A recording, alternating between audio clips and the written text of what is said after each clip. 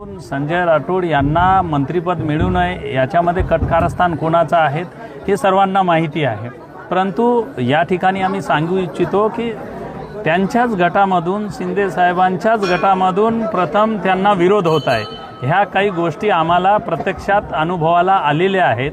आम्ही शिंदे साहेबांना ह्या सगळ्या गोष्टी बोलून दाखवलेल्या आहेत। या सगळ्या समाज बांधवांची भावना लक्षात घेऊन राज्यव्यापी चेहरा हा संजय राठोडच आहे हा याआधी सुद्धा आम्ही महंत मंडळी यांनी या ठिकाणावरून सांगितलेला आहे आणि राज्याच्या सर्व गोर बंजारा समाजाचा एक मोठा नेतृत्व म्हणून आज समाज त्यांच्याकडे म्हणून आज राहिलेले समाजाचे काम हे पूर्ण करण्याकरिता त्यांना या मंत्रिमंडळात समावेश फडणवीस साहेब करतील असा आमचा सर्वांचा एक दृढ विश्वास आहे। आणि राज्यातील गोर बंजारा समाजाला एक पश्चाताप करण्याची वेळ यापुढे येऊ नये असं मी तुमच्या या मीडियाच्या माध्यमातून सर्व महायुतीच्या नेत्यांना एक नम्र आव्हान या ठिकाणावरून करतो।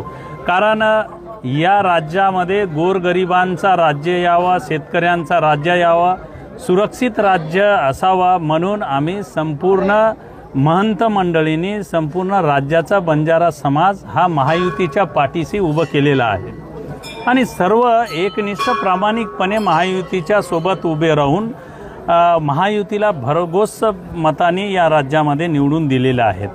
तर या सगळ्या लोकांची भावना लक्षात घेऊन संजय राठोड यांना या मंत्रिमंडळामध्ये स्थान सर्वांनी द्यावा आणि आम्हाला विश्वास आहे फडणवीस साहेब आणि एकनाथराव शिंदे साहेब हे अतिशय विश्वासाने पहिल्याच मंत्रिमंडळामध्ये संजय राठोड यांचा समावेश करतील।